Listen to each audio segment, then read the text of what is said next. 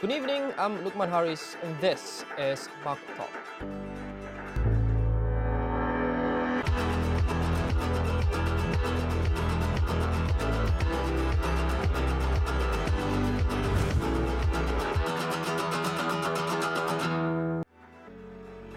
Spain has been in the headlines a lot lately in what appears to be for the wrong reasons. The country is currently grappling with its worst political crisis in 40 years as a discontent region is looking to force its way out of the country.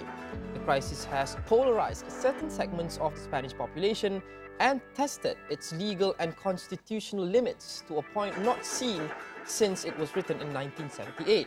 As the world awaits with bated breath to see what will happen to the Madrid-Catalonia standoff, many are suggesting that it symbolizes a bigger trend more seen across Europe today. Joining me on Market Talk today is perhaps the best person in the country to speak on this issue, the Ambassador of Spain to Malaysia and Brunei, His Excellency Carlos Domínguez Díaz. Mr. Ambassador, welcome to Market Talk. Thank you very much. Good evening, Luqman. Some people claim that this matter, the Catalonia matter, was not dealt with well by the central government in the beginning, in that, amongst others, it was delegated to the judicial branch without sufficient dialogue between the two entities or the two governments. Some say if it was handled properly from the beginning, it would not have resulted in what we are seeing today. What do you say to this? Well, first of all, I need to make a brief comment as to the premise of the whole issue. Not only yourself, but many people refer to this as a problem between the Catalan people or the Catalan region and the Madrid government or the rest of Spain in the best of cases. Let me first of all say very clearly that not all Catalans think the same and that not the whole of the Catalonian political parties support the actions of the certain political authorities in the government of Catalonia. In fact, one of the most regrettable consequences of this course of action is that the government of the current government of Catalonia has split the population of Catalonia in two. So it's not fair and it's not accurate to see this as a standoff between Barcelona and Madrid, but rather as a course of action against the law that has divided Catalonia itself. And we have seen this in very recent demonstrations in Barcelona of up to 1 million people on the 8th of October. The second thing that you mentioned is the lack of dialogue and preventive measures not to come to this way. The Prime Minister, I think Prime Minister Rajoy has explained very clearly in his latest statement in Parliament that dialogue has been offered to Catalonia as to any other region in Spain with a high degree of decentralization and a lot of self-government, all through the times when the regional government has been asking for it. The problem is that the condition that the government of Catalonia has been asking since about 2013 and 14 has been to have a referendum on the independence of the region. Now, this is something that no government can allow in Spain because it goes against our constitution. Our constitution only foresees one subject of the sovereignty, which is the whole of the Spanish people. And therefore, the government, even if it wanted to, could not grant it because it would be illegal. And this is what the Constitutional Court has said all along the way. In exchange, what the government is proposing now, looking more into the future than into the past, is for the regional government to take a step back, make these proposals or any plans at the national parliament and see what goes from there. Nevertheless, the Catalan government and its president, Carlos Puigdemont, have indicated that they are open to dialogue still. He sort of like declared independence, then suspended it to allow for dialogues. At this point in time, is the central government still open to talking with the Catalonian government? Well, I think, again, the Prime Minister has said very clearly, yes, but before that, the government of Catalonia needs to take a step back, abandon the course of action that is against the Constitution and against the Spanish laws. No government can condone abandoning the rule of law. Spain has a very hard-earned democracy after 40 years before the Constitution of 1978 that you just mentioned, and therefore democracy is very dear to all of the Spanish people. We cannot just abandon democracy, we cannot abandon the rule of law just for some concrete political goals, irrespective of what the law says. But that's the dilemma, isn't it? Finding the balance between sovereignty and democracy. You say that according to the Spanish Constitution, such referendum is illegal. Fair enough, that is sovereignty. But also at the same time, some argue that does democracy trump sovereignty? Because the people, some of the people want out, and you should hear them out regardless of what the Constitution says. So where do you find this balance between sovereignty and democracy? It's very clearly. Democracy is what we have within the law. There is no democracy outside of law. You were mentioning in your introduction about populist movements all across Europe and maybe in other parts of the world.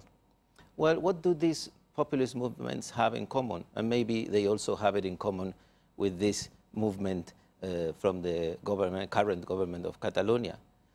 They are not concerned with the law. They are concerned with certain political objectives, and they consider that democracy is just voting about anything, forgetting about the law.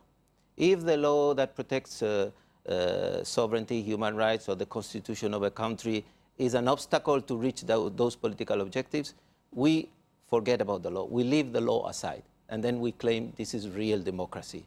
I think in the past in Europe, in the 20th century, we have seen those kind of movements. We have seen movements where in the name of democracy, human rights have been abandoned, whole peoples have been penalized and have been chastised for this reason, and therefore I think we should be very careful. There is no democracy without rule of law. It's interesting you mentioned that this movement may be spurred by political motives, political objectives. What might those political objectives be? In this case, I think what the political parties supporting President Puigdemont are claiming is that they want the independence.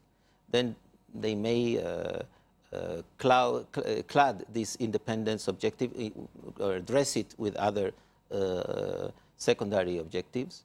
Yeah, that's my point. I'm aware of their claims and what they are requesting. But what are those secondary objectives? Because you seem to suggest that there are ulterior motives to requesting for secession.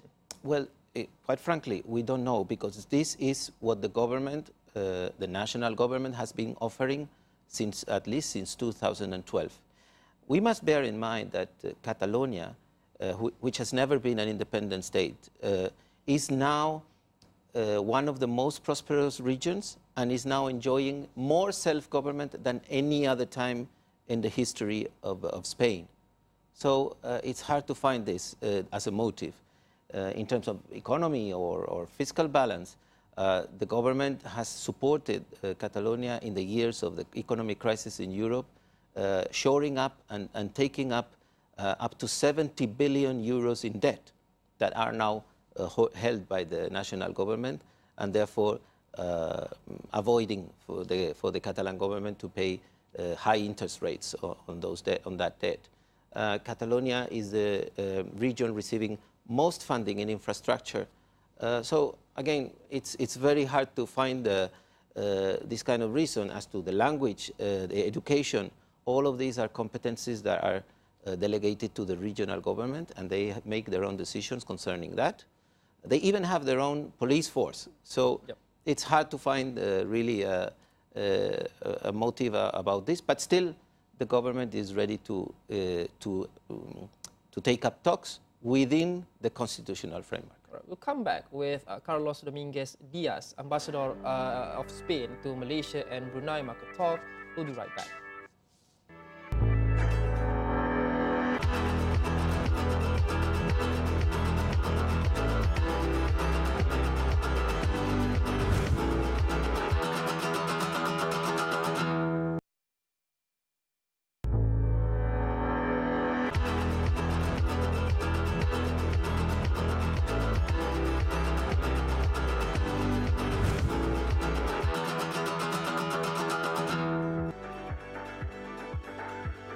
You're back with Market Talk with me, Luqman Hariz. I've been speaking to the ambassador of Spain to Malaysia and Brunei, Carlos Domínguez Díaz, regarding the Catalonia issue and more coming soon. Now, Ambassador, before the break, you said that the central government is kind of perplexed as to why the secessionist, the separatist movement came about. You said Catalonia enjoy benefits economically, socially.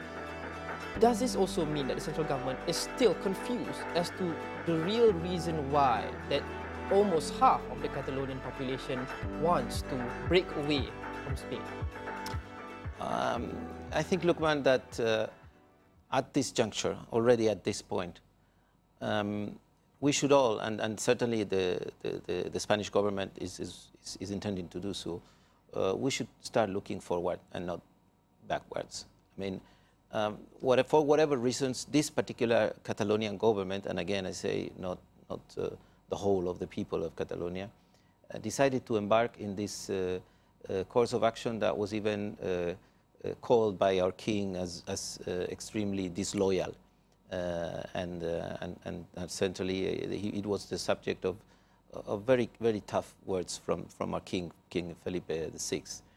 I think we should look forward, and whatever the reasons or for the insatisfaction, whatever improvements the regional government wants to introduce into the current decentralization regime concerning Catalonia, as I said, they should abandon the course of action that is just accomplished facts and bring it back into the legal procedure, which is coming to the national parliament, explaining their plans and their requests, and if it's okay for the rest of the political forces in Spain, maybe get their proposals approved. I understand your point that the actions of some of the Catalonians are not representative of the whole of the Catalan or Catalonian people. Only about 43% turned out for the referendum on October 1st. But nevertheless, this discontent, satisfaction amongst almost half of the Catalan population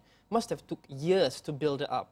So were there signs along the years? And do you think the central government was maybe a bit lax and maybe a bit slow in actually responding and detecting growing dissatisfaction? I wouldn't agree with that.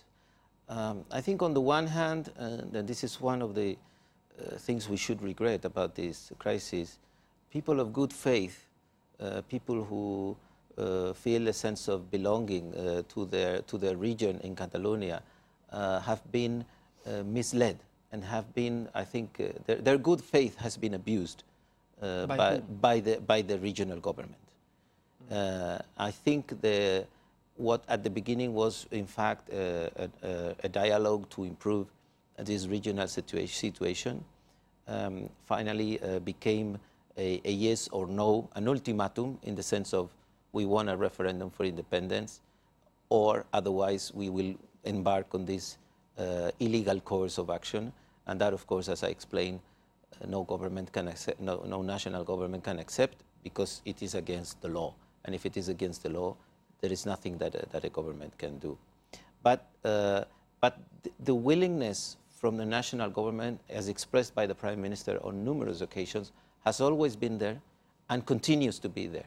And therefore, the door is still open for President Puigdemont to take a step back, to renounce this complete abandonment of the legal procedures established by our Constitution, and even by their own basic law, by the basic law of Catalonia, and therefore come back to what would be a normal negotiation, a normal dialogue between any region in Spain, Catalonia, Andalusia, Madrid or Valencia, and the national government. You have explained to a certain extent the current decentralization system and also the benefits that the Catalonia region gets. But that's exactly the point of the separatists. They are calling for more fairer and more socially responsible funding system in which regions who contribute more needs to get more from the central government. They argue that they contribute about 19% to the Spanish GDP. They contribute about a quarter to exports, but they're saying they're not getting as much back from the central government. So what do you say to this? Well, First of all, I know in Malaysia sometimes this perspective needs a little bit of education. Spain is not a federal state. Spain is a unitary state that after the Constitution of 1978 experienced a great degree of decentralization. So some competencies, as I mentioned earlier, healthcare, education, social services, even police in the case of Catalonia, not in the case of all regions, were transferred to the regions. But it's a unitary state in the sense that all taxes are collected by the tax agency, the state, the single federal, we would call national tax agency of Spain. So no, it's not the regions that contribute to the tax agency. It's the individuals living in one or another region and the companies living in or residing in one or another region. By this token, for example, Madrid contributes to the GDP of Spain about the same as Catalonia. And actually, if the companies continue to move out of Catalonia, it would be maybe even more. I understand your point, but that taxation is individual. It's individuals who tax. But how about things like exports from the Catalonian region? Well, more than 60%, two-thirds of the Catalonian sales remain either within Spain or within the European Union. So you're saying that... So this means that part of the money that Catalan taxpayers contribute to the national tax agencies is also coming back in the form of products or services they sell in other places of Spain. For example, I can mention Aragon. Aragon is a region next to Catalonia, just next to it, 3 provinces, a much smaller economy. They buy as much from Catalonia as France. So just to let you know, or give you an idea of the degree of interconnection between the Catalan economy and the rest. So you're saying that their request to get more because they say they give more is unreasonable? It is not only unreasonable, it goes contrary to the solidarity principle that is also at the core, at the heart of our constitution and at the heart of the European Union economies. When Spain joined the EU, Spain received funds from the EU in order to catch up with development, okay? So a lot of EU countries were paying part of their contribution to the EU budget in order for Spain and other countries to develop at the same pace and to catch up with them. Well, the same principle works within Spain. What the national government collects in terms of taxes is transferred to the different regions according to their needs. For example, if a region has a large population of children, they need more money for education purposes. Who decides how much they need? The regions. The regions, together with the national government, make an agreement. The last one was done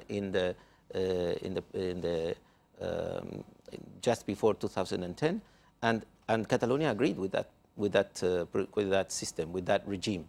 That determines how much they should get according to certain criteria. For example, as I said, the number of children, the age of the population, the healthcare needs, and so on. Right, we'll return with Carlos Domínguez Díaz, Ambassador of Spain to Malaysia and Brunei. Market Talk will be right back.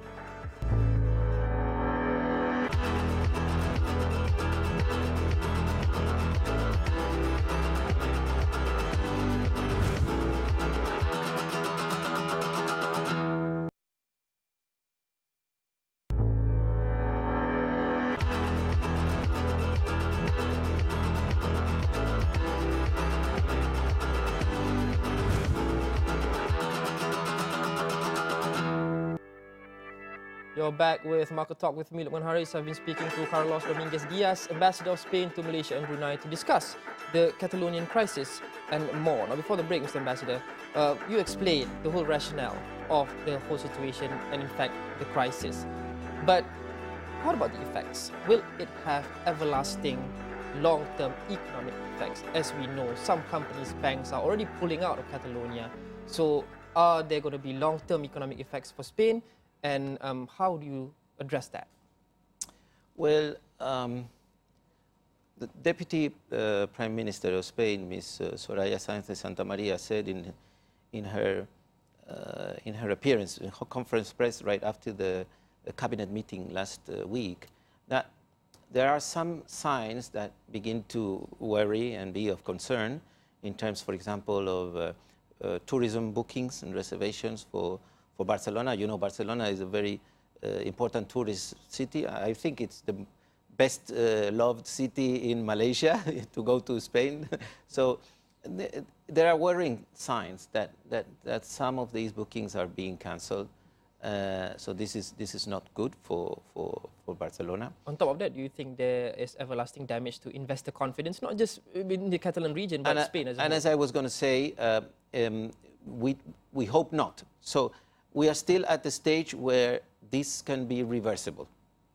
But again, as I said earlier, it all depends on whether the regional government gives up on this course of action and decides to take a step back so that everybody, investors, companies, tourists can again rely and have trust that they can go back and that there's no going to be any further effect. And indeed, the deadline that is set by Prime Minister Rajoy to push them on is fast approaching. The clock is ticking.